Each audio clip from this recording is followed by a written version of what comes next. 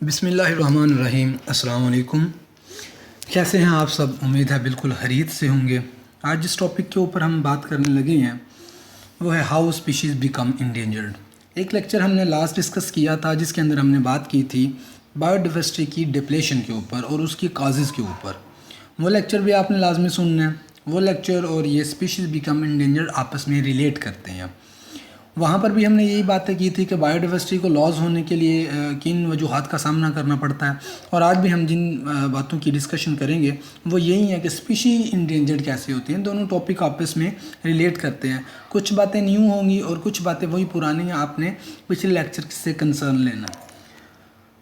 बात करते हैं जनाब सबसे पहले इंडेंजर्ड स्पीशीज़ की। ये आप सबको पता है कि इंडेंजर्ड स्पीशीज़ क्या हैं।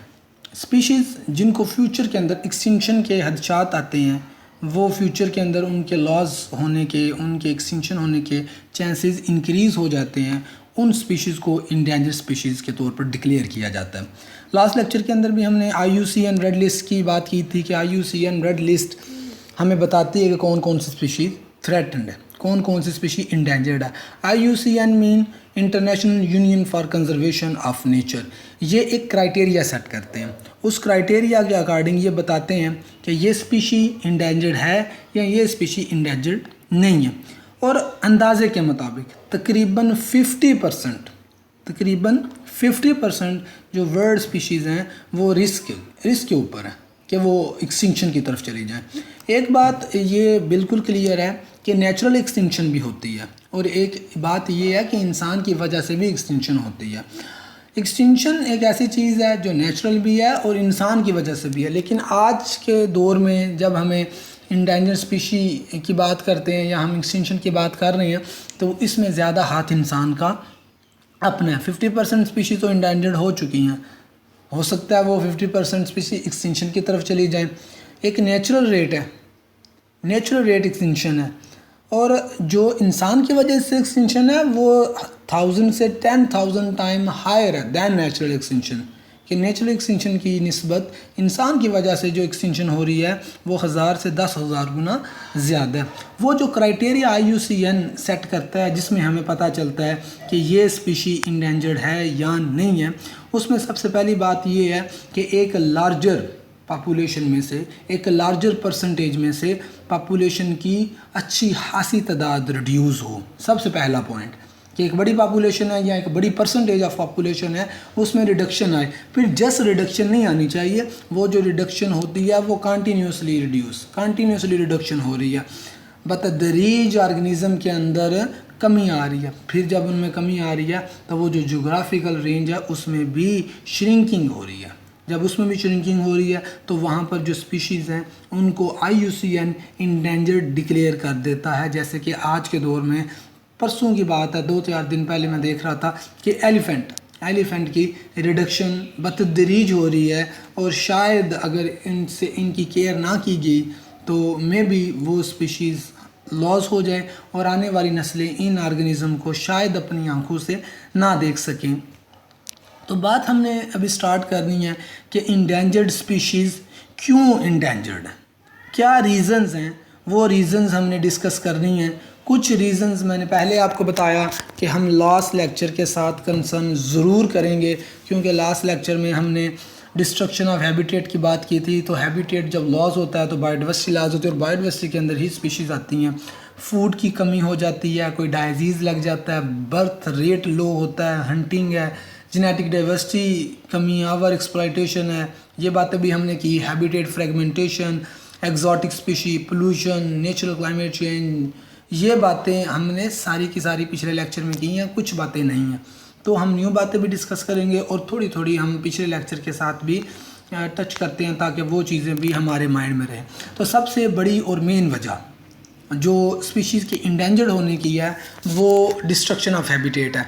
जाहिर सी बात है कि अगर आपका हैबिटेट ही नहीं रहा, अगर आपका घर ही नहीं रहा तो आपके ज़िंदा रहने के चांसेस भी कम ही है। इस एग्ज़ाम्पल को अपने ऊपर सेट कर लें। अगर हमारा ही घर हमसे छीन लिया जाए किसी वजह से भी, हमारे पास रहने को छत ही नहीं है तो हमारे सर्वाइवल के चांसेस भी कम ही हैं। हैबिटेट डिस्ट्रक्शन का मतलब भी यही है कि जो नेचुरल हैबिटेट होता है वो नेटिव स्पीशी को सपोर्ट नहीं करता, और हैबिटेट लॉस एक ग्रेट थ्रेट है। सबसे बड़ा थ्रेट बायोडाइवर्सिटी को, सबसे बड़ा थ्रेट ये स्पीशीज़ को यही है, इसलिए हैबिटेट को भी हमने इसकी डिस्ट्रक्शन को नंबर 1 दिया। और दूसरी बात यह है कि डिस्ट्रक्शन ऑफ हैबिटेट जब होती है, मेन वजह पहले बात से लेकर आखिरी बात तक वही रहेगी कि इंसान सबसे बड़ी वजह है।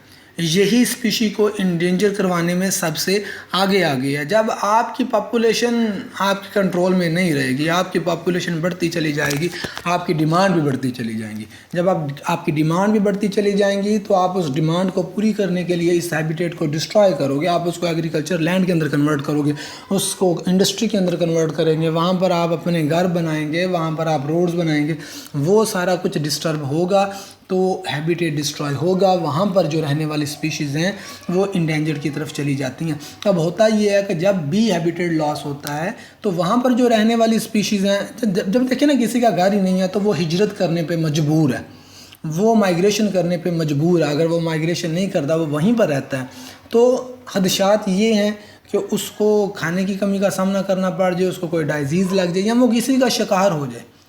क्यों? क्योंकि उसके अपने पास अपना घर ही नहीं है। जब अपना घर ही नहीं है तो चांस रिड्यूस होने के बहुत ज़्यादा हैं।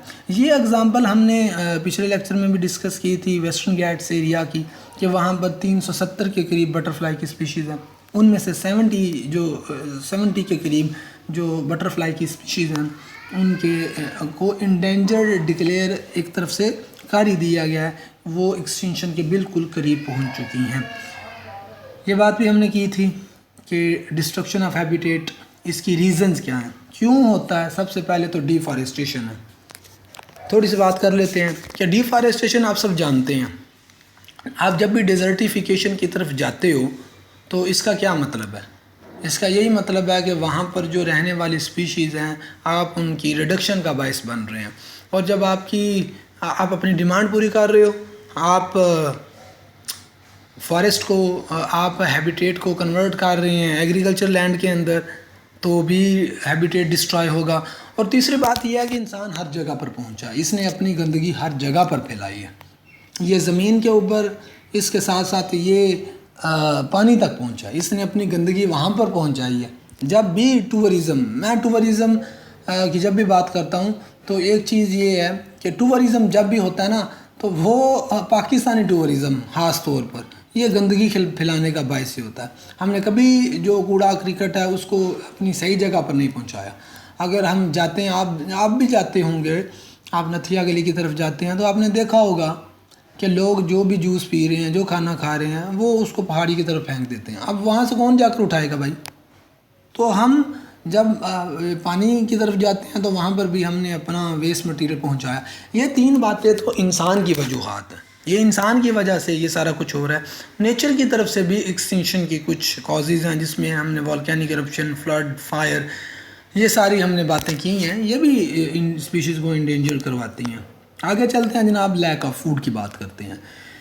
देखिए, जब एक तरफ हैबिटेट आपका लॉस हो रहा है, दूसरी तरफ पॉपुलेशन भी ज़्यादा है, हैबिटेट भी लॉस, पॉपुलेशन भी ज़्यादा, और वहाँ की कंडीशन भी नहीं ठीक, तो क्या होगा? वहाँ पर जो रहने वाले ऑर्गेनिज़म हैं उनको खाने की कमी का सामना करना पड़ेगा। जब खाने की कमी का सामना करना पड़ता है तो क्या होता है कि वो जो स्पीशीज़ हैं उनके डिस्ट्रॉय होने के चांसेस भी बढ़ जाते हैं। जैसे मैंने बात एक दफ़ा आपसे पहले भी की हुई है कि डिज़र्टिफिकेशन का मतलब क्या है। फॉरेस्ट जब कन्वर्ट होता है डेजर्ट के अंदर, इसका मतलब क्या है? इसका सिर्फ मतलब ये नहीं है कटिंग ऑफ ट्रीज़ होगी डेजर्ट बन गया। इसका मतलब दरअसल हकीकत में ये है कि वहाँ पर इकोसिस्टम में जो प्रोड्यूसर हैं, जो ग्रास है वो ख़त्म, वो जो आपके हर्बीवोरस ख़त्म, कार्निवोरस ख़त्म, तो आ जाके बात आप पर ही ख़त्म होगी, आ जाकर इंसान भी ख़त्म। तो ये फूड की कमी का मतलब है। फूड की ये पिक्चर आपको दिखा रही है कि एक ये शायद हिरन का बच्चा होगा, और एक तरफ देख लो कौन खा रहा है, दूसरी तरफ देख लो वो लगड़ बगड़ है, एक तरफ ये शायद लाइन है, तो एक पीस, और देखिए तादाद कितनी है। अब इसमें क्या होगा, जो फिट है ना, जिसमें अब हम नेचुरल सिलेक्शन की बात करते हैं, जो थोड़ा सा फिट है वो अपना फूड ले लेगा, जो थोड़ा कमज़ोर है उसको नहीं मिलेगा। जैसे वो एक जवान, ये देखे ना, ये वाला, ये साइड पर मुंह देख रहा है कि मेरे हिस्से में कुछ है, ऐसे हिस्से में नहीं कुछ आता, तो जो साइड पे रह जाएगा वो फिर एलिमिनेट हो जाएगा, तो फूड की कमी होगी तो ये कंडीशन आएगी। अब हैबिटेट लॉस, खाने की भी कमी आ रही है और डिजीज़ का भी सामना करना पड़ रहा है। अब डिजीज़ जो है वो पौधे के लिए भी है, वो जानवर के लिए भी है, वो इंसान के लिए भी है। डिजीज़ कहीं पर रुकती नहीं है। आज के दौर में अभी कोरोना वायरस का दौर है। आपको कोरोना वायरस के बारे में बहुत ज़्यादा बताया गया है, बहुत ज़्यादा इसने लोगों की जानें भी इसने ली हैं। इसी तरह 2002 से 2003 के अंदर एक इबोला वायरस आया था। उसने तकरीबन जो गोरिल्ला है ना, उसकी गोरिल्ला 5000 के करीब गोरिल्ला को किल किया और वो स्पीशी इंडेंजर्ड स्पीशी की तरफ चली गई। एक फंगस, मुझे डेडली फंगस, मतलब कोई एक फंगस नहीं होगी, काफ़ी ज़्यादा फंगस हैं जो स्पीशीज़ को डिस्ट्रॉय करती हैं। तो एम्फीबियंस, इनकी 30 स्पीशीज़ पनामा के अंदर 2000 के करीब, 2000 से एक कर लो, 1999 कर लो, इस एरिया के अंदर एम्फीबियन की स्पीशी लॉस हुई। अब पनामा वो नवाज शरीफ साहब वाला नहीं है जनाब, उसकी तरफ ना चले जाइएगा। दूसरी बात ये है कि एक चेस्टनट ट्री है, अमेरिकन चेस्टनट ट्री, उसको एक फंगस ने डिस्ट्रॉय किया। पिक्चर आपको नज़र आ रही है कि स्टेम के ऊपर किस तरह से ये फंगस अटैक करती है। और ये चेस्टनट ट्री जो है ये सोर्स ऑफ फूड है, सोर्स ऑफ टिम्बर भी है, सोर्स ऑफ फूड है वाइल्ड लाइफ के लिए।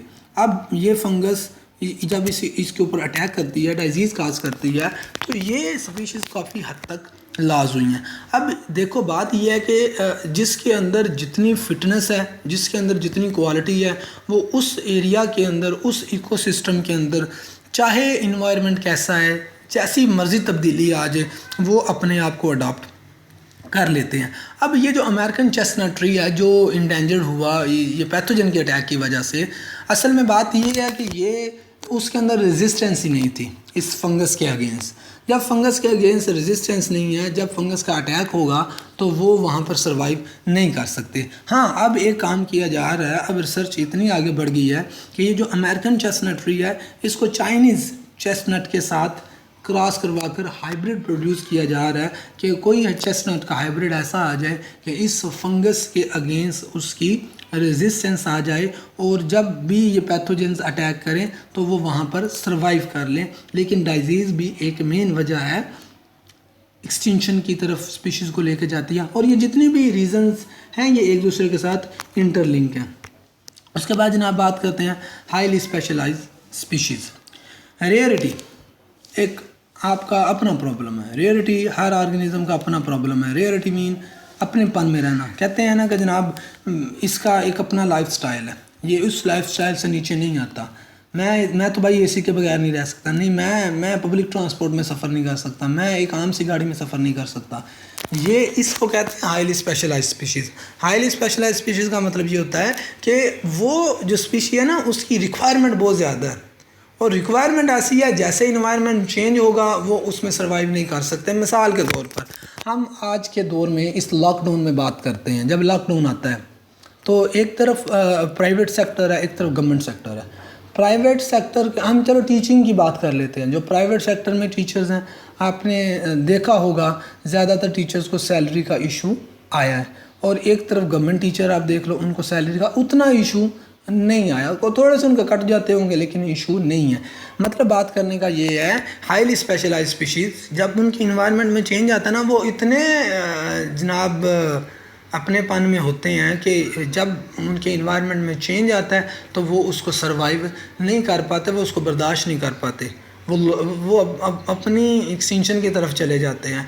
जैसे गर्मियाँ आती हैं, जो लोग रहे ही एसी के अंदर हैं वो अब यूरोप के लोग हैं, वहाँ पर ना तो लोड शेडिंग का कॉन्सेप्ट है और वह यहाँ पर जब आएंगे तो क्या हमारे जब बिजली बंद होगी 12 घंटे वो बर्दाश्त कर पाएंगे? नहीं कर पाएंगे।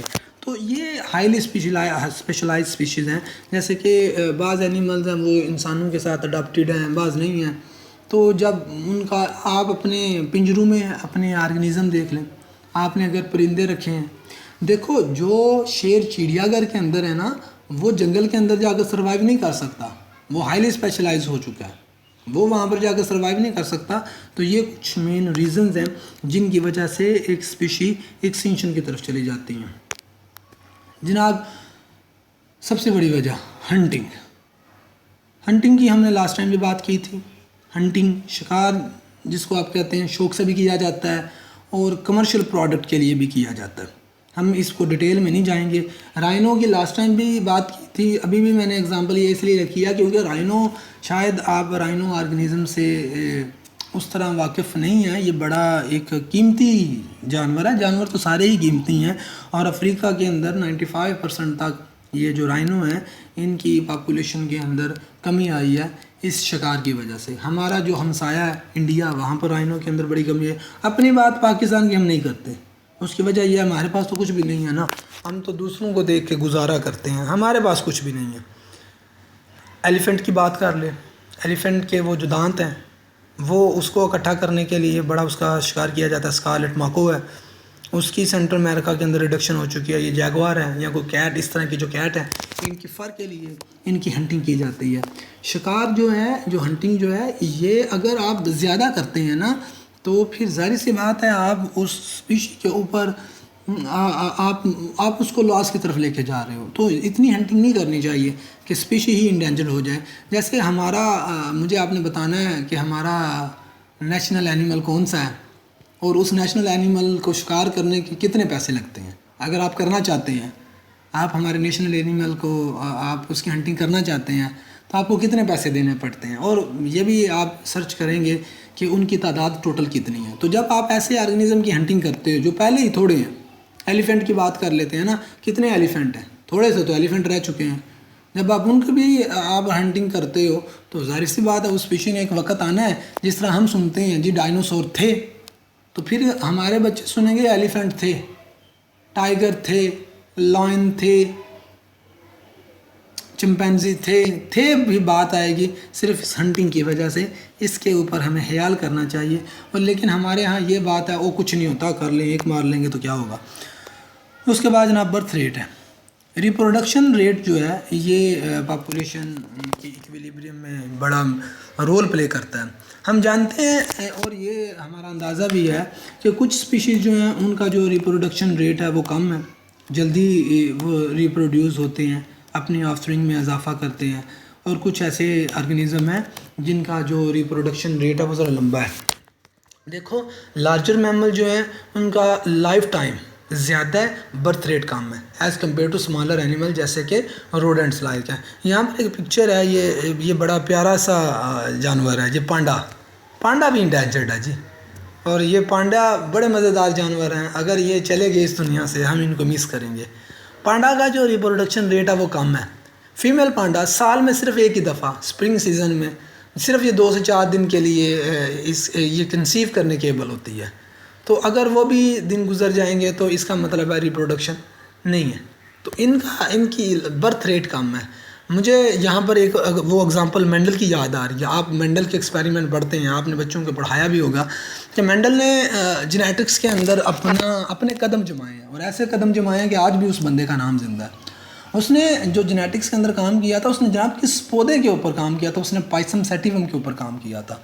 क्यों पाइसम सैटिवम को उसने सेलेक्ट किया था? सबसे बड़ी वजह ही यही थी कि उनका जो लाइफ स्पैन है वो छोटा है, वो जल्दी रिप्रोडक्शन करते हैं। अगर उनका भी रिप्रोडक्शन टाइम पांडा की तरह होता तो मेंडल आज कभी भी कामयाब नहीं होता। उसकी कामयाबी में सबसे बड़ी वजह उस पौधे का रिप्रोडक्शन रेट है कि उस पौधे का रिप्रोडक्शन रेट कम था, जिसकी वजह से वो अपने रिज़ल्ट ले चुका। तो जब एक ऑर्गेनिज्म का बर्थ रेट कम है, आप उसकी हंटिंग करते हैं, उसके हैबिटेट को डिस्ट्रॉय करते हैं, उसके फूड में कमी का बायस बनते हैं, उसको डायजीज़ लगती है, तो फिर वो एक्सटिंक्शन की तरफ जाएगी, हम उसको रोक भी नहीं सकते। जेनेटिक डाइवर्सिटी, अगर एक पॉपुलेशन है जनाब, उसके अंदर उसकी जेनेटिक डाइवर्सिटी कम है, वो इन्वायरमेंट के अंदर जब चेंज आता है वो उसमें सर्वाइव नहीं कर पाते, तो उसकी एक्सटिंक्शन के रिस्क ज़्यादा हो जाते हैं।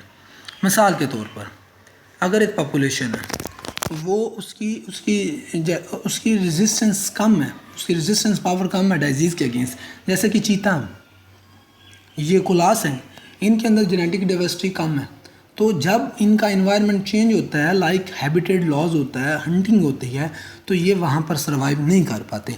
जब ये वहाँ पर सर्वाइव नहीं करेंगे तो ये वहाँ से रिड्यूस होना शुरू हो जाएंगे और एक वक्त आएगा हम इनको खो देंगे। उसके बाद बात ओवर एक्सप्लॉयटेशन की है। लास्ट टाइम भी डिस्कशन की थी कि देखो हम नेचुरल रिसोर्सेज के ऊपर डिपेंड करते हैं और नेचुरल रिसोर्सेज के ऊपर डिपेंड करते हैं, लेकिन इतना भी नेचुरल रिसोर्सेज के ऊपर डिपेंड नहीं करना चाहिए कि हम नेचुरल रिसोर्सेज का बेड़ा ही गर्क कर दें। हम एक चीज़ के पीछे ही पड़ जाते हैं, जैसे कि अभी जनाब 26 दिन तो पेट्रोल की किल्लत रही है, चीनी की किल्लत रहती है, आटे की किल्लत। एक चीज़ थोड़ी सी कम होती है, हम उसका इस्तेमाल ज़्यादा कर देते हैं। ऐसा नहीं हमें करना चाहिए। तो जब भी आप ओवर एक्सप्लॉयटेशन करते हैं, आप नेचुरल रिसोर्सेज का अच्छा खासा इस्तेमाल करते हैं, तो उससे क्या होगा, वो चीज़ रिड्यूस हो जाएगी। जैसे कि ओवर फिशिंग ही है ना, फ़िश चलो हम खाते तो हैं, लेकिन अगर ओवर फिशिंग करेंगे तो फिर आपके समंदर उस चीज़ से खाली पड़ जाएंगे। हैबिटेट फ्रेगमेंटेशन की भी बात हमने की थी कि एक बड़े आप एक इकोसिस्टम को जब आप स्मॉलर इकोसिस्टम के अंदर डिवाइड कर देते हैं तो उस वजह से क्या होता है, उस वजह से भी हैबिटेट भी लॉस होता है और वहाँ की जो स्पीशीज़ हैं वो भी रिड्यूस होती हैं। इसके एग्जांपल में हमने डिस्कशन भी की थी वेस्टर्न फॉरेस्ट ऑफ यूकेडर की, कि 1960 के अंदर पिक्चर आपको बता रही है। लास्ट टाइम भी हमने इसके ऊपर बात की थी कि वहाँ पर कंस्ट्रक्शन की गई जिसकी वजह से हैबिटेट लॉस हो गया। और हैबिटेट फ्रेगमेंटेशन को मैं सेकंड थ्रेट गिनता हूँ एंडेंजर स्पीशी के लिए, कि देखो हैबिटेट लॉस हैबिटेट फ्रेगमेंटेशन के साथ रिलेट करता है। हमें इसके ऊपर अब ज़्यादा डिटेल करने की ज़रूरत नहीं है, इसको आप कंसर्न कीजिएगा लास्ट लेक्चर के साथ। इन्वेसिव स्पीशीज़ को हम एक्जोटिक या एलियन स्पीशी कहते हैं, और एलियन स्पीशी जब भी किसी एरिया के अंदर प्रोड्यूस होती हैं तो वो वहाँ पर नेचुरल हैबिटेट जो है, जो नेचुरल की नेटिव स्पीशीज़ हैं, उसको डिस्ट्रॉय करते हैं। नाइल पर्च लेक विक्टोरिया के अंदर ये एक फ़िश है जिसकी वजह से वहाँ की जो नेटिव स्पीशीज़ हैं उनमें रिडक्शन आई। बात हमने की थी लास्ट टाइम भी यूकलिप्टस की कि ये हमारा नेटिव प्लांट नहीं है। हमारे जैसे कंट्री जिसको पानी की किल्लत का सामना करना पड़ेगा क्योंकि हम नकम्मी कौम है, हमने कोई पानी की तैयारी नहीं की, उसकी स्टोरेज की तैयारी नहीं की, हमने कोई डैम नहीं बनाया, ना हमने बनाना है, बस हमने बातें करते रहना है। ऐसे इलाकों के अंदर ये स्पीशीज़ आ जाती है तो इसकी वजह से भी बाकी स्पीशीज़, क्योंकि ये कंपटीशन का बायस बनती है। अब सफ़ेदा है, यूकलिप्टस है, ये पानी को ज़्यादा अब्सॉर्ब करता है, तो यहाँ इनके करीब ज़्यादा पौधे अच्छी तरह से ग्रो नहीं कर पाते क्योंकि फूड का कंपटीशन आ जाता है। लास्ट टाइम हमने पार्थेनियम की बात की थी, एक्सीडेंटली प्रोड्यूस हुई है ना, हमारे एरिया में भी एक्सीडेंटली आई है। इनका रिप्रोडक्शन रेट, डिस्पर्शन रेट बहुत ज़्यादा है। जहाँ पर भी ये ग्रोथ करती हैं वहाँ पर रहने वाली जो ऑफस्प्रिंग है उनके अंदर रिडक्शन आती है। तो इसको भी लास्ट लेक्चर के साथ आपने देखना है। पोल्यूशन की भी बात की थी हमने कि मेजर थ्रेट है बायोडाइवर्सिटी का, पोल्यूशन की कोई बाउंड्री नहीं होती, कहीं पर भी पहुँच सकती है। आप वाटर पोल्यूशन की बात कर लें, अगर आप इंसेक्टिसाइड पेस्टिसाइड इस्तेमाल कर रहे हैं, वो आपके रिवर के अंदर एंटर हो रहे हैं तो वहाँ पर जो कोरल रीफ हैं उसको डिस्ट्रॉय करते हैं। नॉइस पोल्यूशन की लास्ट टाइम हमने बात की थी कि आर्कटिक वेल हैं वो इस नॉइस पोल्यूशन की वजह से रिड्यूस हो रही हैं। यहाँ पर एक बात हमने लास्ट टाइम तो डिस्कस किया था क्लाइमेट चेंज को, लेकिन एक बात हम यहाँ पर ऐड करते हैं। देखो जी, क्लाइमेट चेंज हो रहा है, टेम्परेचर में इजाफा हो रहा है, तकरीबन 2030 तक 2 डिग्री सेल्सियस का टेम्परेचर बढ़ेगा। ये एक पिक्चर है मेगाफाना मैमल्स की, ये इसके कार्टून भी आपने देखे हैं। आप इन एनिमल की जब बात करते हैं जनाब, ये एनिमल ऐसे हैं जो कि आइस एरिया के अंदर रहते हैं। अगर वहाँ पर फ़र्ज़ करो ना कि वो एरिया जहाँ पर जो बर्फ़ानी इलाकों में रहने वाले जो ऑर्गेनिज़म हैं, उन एरिया के अंदर जब टेम्परेचर बढ़ता है तो टेम्परेचर बढ़ने की वजह से क्या उनके जो हैबिटेट हैं, उनकी जो वहाँ का इकोसिस्टम है उसमें चेंज नहीं आएगा, और जब उसमें चेंज आएगा तो डेफिनेटली ये वहाँ पर सर्वाइव नहीं कर सकते। नेचर की तरफ से फ्लड आते हैं, ड्राउट आते हैं, इसकी हमने लास्ट टाइम बात की थी, वहाँ पर आपने इसको देखना है। वॉल्केनिक इरप्शन है, उसकी वजह से भी बायोडाइवर्सिटी लॉस होती है, तो स्पीशी भी लॉस होती हैं। कलेक्शन जब भी हम करेंगे, ज़ू के लिए करेंगे या रिसर्च के लिए करेंगे, एनिमल्स की सिलेक्शन करना ही पड़ती है। और बाद एक्सपेरिमेंट ऐसे होते हैं उनके लिए एनिमल भी स्पेसिफिक ही होते हैं। अगर आप बात करते हैं उसकी गोरिल्ला की, गोरिल्ला बड़ा एक समझदार जानवर है। अगर आप उसकी अकल चेक करते हैं, कुछ माइंड के रिलेटेड, कुछ ब्रेन के रिलेटेड को एक्सपेरिमेंट करते हैं, लर्निंग के रिलेटेड करते हैं, तो वो इंडेंजर्ड स्पीशीज़ है। तो जब आप उनकी कलेक्शन करेंगे तो ज़ाहिर सी बात है एक्सटिंक्शन की तरफ चले जाएंगे। लास्ट एक बात, एक क्वेश्चन ही है, एक ये पूरा टॉपिक पढ़ने के बाद एक ख्याल ही है, विल वी मिस दैम, क्या हम ये जो आपको नज़र आ रहे हैं इस वक्त, क्या हम इनको मिस करेंगे? अगर तो हम इनको मिस करना चाहते हैं तो जितनी हमने चीज़ें पढ़ी हैं इनको दबा के करें ताकि ये इस दुनिया से चले जाएं। लेकिन अगर हमारे माइंड में आता है विल वी मिस दैम, हम इनको मिस करेंगे, तो फिर हमें इनको बचाना पड़ेगा। हमें देखो हमारे मुआशरे के अंदर आपने देखा है छोटे बच्चों को जब भी कछुआ नज़र आता है ना, वो किसी नाली से निकलता है उसको हम पत्थर ही मारते हैं। नहीं करना चाहिए ऐसा, हम इनको मिस नहीं करना चाहते। मैंने अभी बात की थी पांडा की, तो पांडा को मिस करना चाहेंगे हम? कभी भी नहीं करना चाहेंगे। तो ये एक क्वेश्चन ही है, आपके ऊपर ही है कि आप इसके ऊपर क्या सोचते हैं, आपकी क्या राय है। आप अपनी राय भी दे सकते हैं, आपने इसके ऊपर सोचना है। तो बाकी आपका बहुत बहुत शुक्रिया। जो भी क्वेश्चन है वो आप कर लीजिएगा, कल जूम मीटिंग के अंदर हम बात करेंगे। तो इंशाल्लाह ताला जो भी क्वेश्चन होगा आपको आंसर मिलेगा। बाकी अपना ख्याल रखिएगा। अल्लाह हाफिज़।